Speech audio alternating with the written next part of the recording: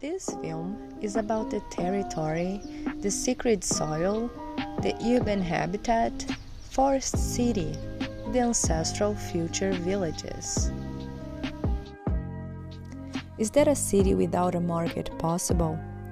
We would say that it is possible, based on the experience of the original culture and the contemporary urban reconfiguration, and also on the horizon of the commons. By reforesting our imagination, we will be able to get closer to a poetical community urban plan which will restore the power of life.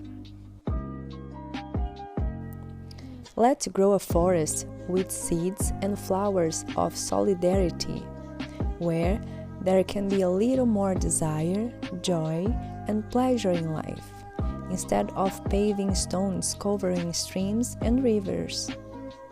After all, life is wild and also blooms in cities.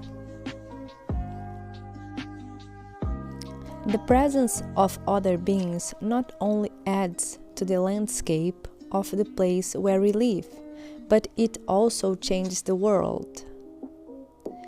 This power of recognizing ourselves as belonging to a whole and being able to change the world as an experience of the collective subject.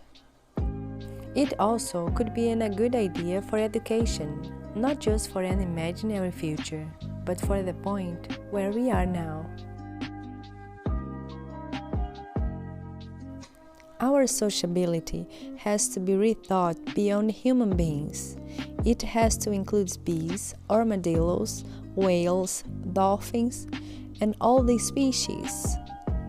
The city must be a plural territory of coexistence. As part of society, we can contribute to dissolving cultural and racial boundaries so that people can speak more respectfully about cultural diversity and the plurality of life. Indigenous children do not receive formal schooling. They are guided. They learn to share where they live and what they have to eat. Instead of teaching someone to be something, we should rather think about the possibility of providing experiences that make people capable of doing everything that is necessary for life. Once all of this is integrated, we will have fundamental experiences for perceiving ourselves as a collective subject to learn that we are not alone in the world. Therefore, it's necessary to reduce the consumption of natural resources in order to respond to biophysical limits and to renew the capacity of ecosystems. It implies living a productivist cycle. It is also necessary to build a new political and social imaginary opposite to the cycle which underlies the ideology of growth and development. A plural and diverse social movement is needed in which different approaches, experiences, and strategies converge to build autonomous networked habitats.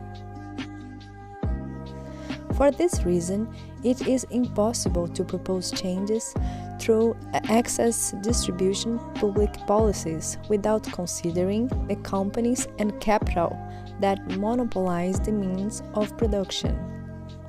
The urgency is to place nature as the center of the economic calculation. By doing this, we can structurally transform the economic system. Once its existence, maintenance, and regeneration of its life cycles, structure, functions, and evolutionary process will be fully understood. These public policies defend the maintenance of life systems. From this moment on, our attention will be fixed on ecosystems and on collectivities in order to regenerate functioning ecosystems with native species.